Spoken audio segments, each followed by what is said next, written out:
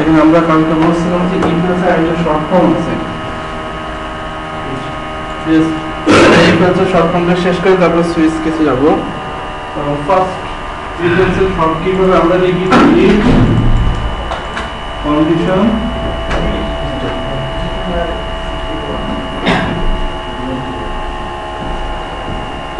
এটা একটা স্টেটমেন্ট, এটা একটা স্টেটমেন্ট, এটা কি ট্রু হইলে এটা ফলস হইলে। ওকে, আমরা এই জিনিসটা একটু শর্টে লিখবো। একটা ভেরিয়েবলের কথা চিন্তা করি, x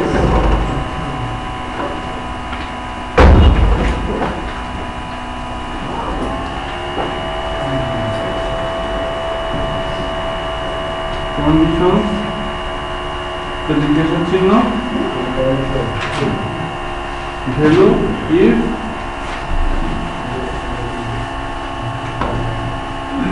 ট্রু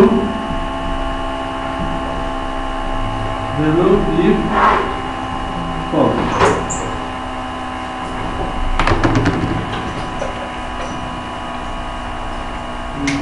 এই জিনিসটা লক্ষ্য করেন সবাই। আমরা একটা ভেরিয়েবল কন্ডিশন লিখলাম, যদি এখানে কন্ডিশনটা স্যাটিসফাই করে তাহলে কি হবে, ট্রু হবে। এই এখানে যে ভ্যালুটা আছে সেটা কাজ করবে, আর যদি এই কন্ডিশনটা ফলস হয় তাহলে এটা কাজ করবে। ওকে, আমরা একটা एग्जांपल দেখি তারপর ক্লিয়ার হবে জিনিসটা। মনে করি এটা আমার আছে কত, 10, দিতে 20। আমি একটা ভেরিয়েবল নিলাম x, কি লিখলাম, a = 1 কিনা চেক করলাম, যদি হয় তাহলে এখানে প্রিন্ট করবে কত, a, আদারওয়াইজ প্রিন্ট করবে কত, b। এটাকে এইটা কি দিলাম, ইন্টিজার, এইটা ইন্টিজার,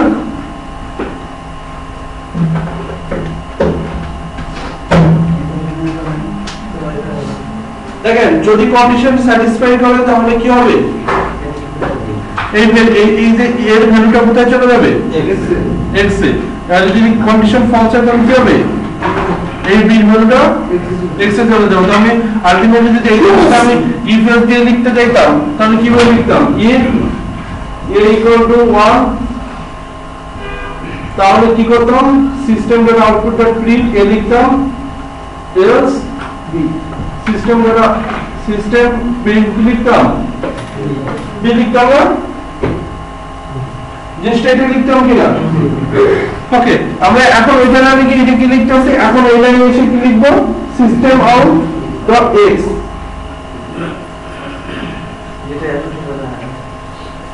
আমরা ওই যে a = 1 হইলে প্রিন্ট সিস্টেম আউট a, না হইলে b, এই যে দুইটা লিখতেছিলাম ইফ এলস, উপরে ব্লকটা লিখতেছিলাম কি, ইফ a = 1 যদি হয় তাহলে এটা প্রিন্ট করো, আদারওয়াইজ এটা।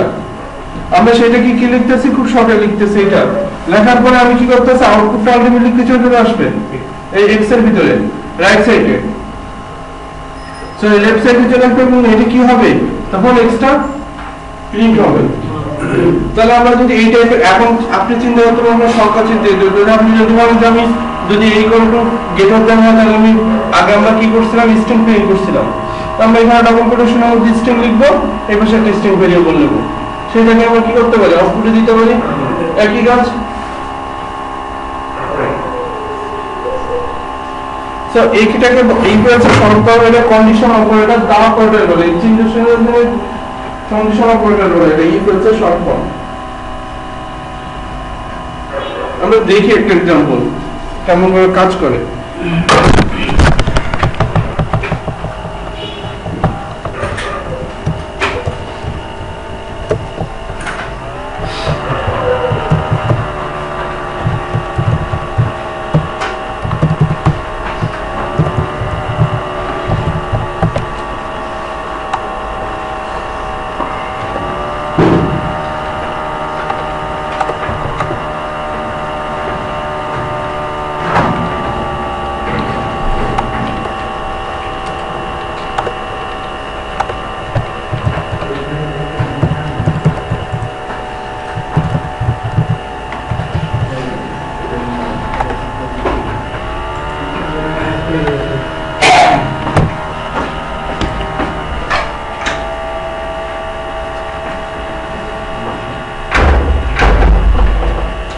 দেখেন এখানে একটা দেওয়া আছে যে কন্ডিশনাল অপারেটরস, এটাকে বলা হয় যে টার্নারি অপারেটর। এত কিছু দেওয়া না। কন্ডিশনাল অপারেটর আমরা কি লিখলাম, আমরা আগের দিনে যে প্রবলেম লিখছিলাম টেম্পারেচারে, এইটাকে এইভাবে চেষ্টা করি করার।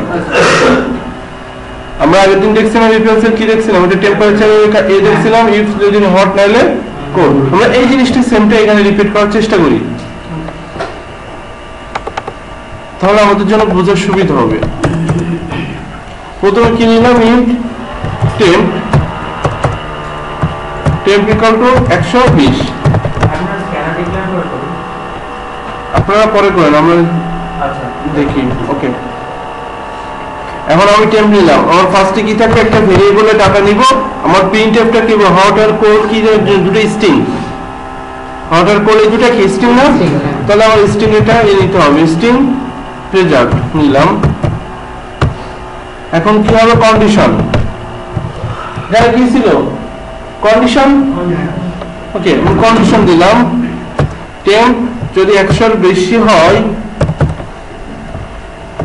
100 এর বেশি হয়, তাহলে কি হবে,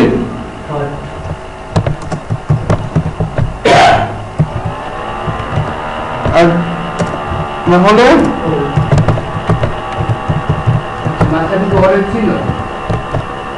হ্যাঁ সরি এখানে না,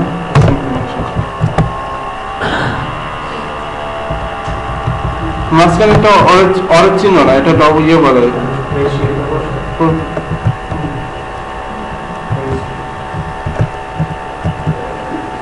ওকে, এখন আমি কোনটা আউটপুট দিব, রেজাল্টটাকে আউটপুট দিব।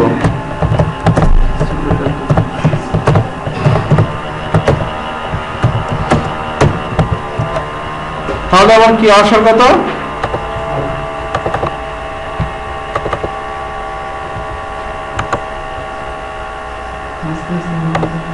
সেমিকোলন মেশিন এটা আউটপুট আসছে। সো আমরা এইটাকে ইফএসটাকে এইভাবে দুই লাইনে ইফ দেন এলস এভাবে না লিখে আমরা এক লাইনে এইভাবে লিখব।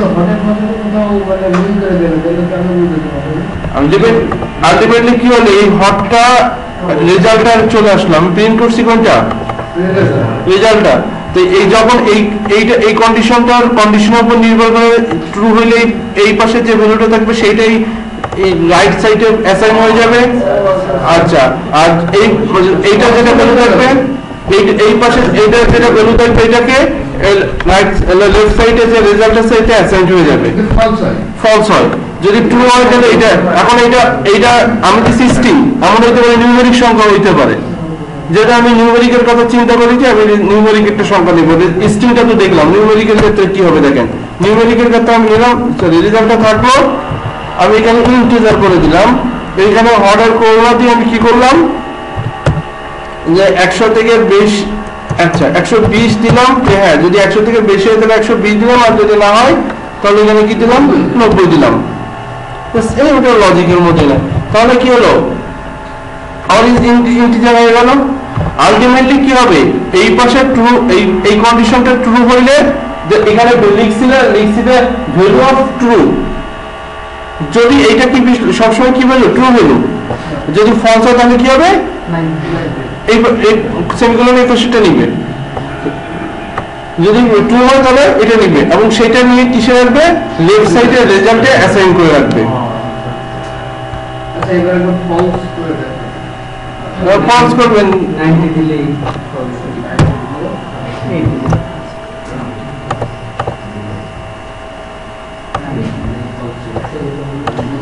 সো ইফ আর এলস ব্লকটাকে আমি এক লাইনে লিখতে পারি এইভাবে। এটা লিখে দিতে আর নোট করে নোট করে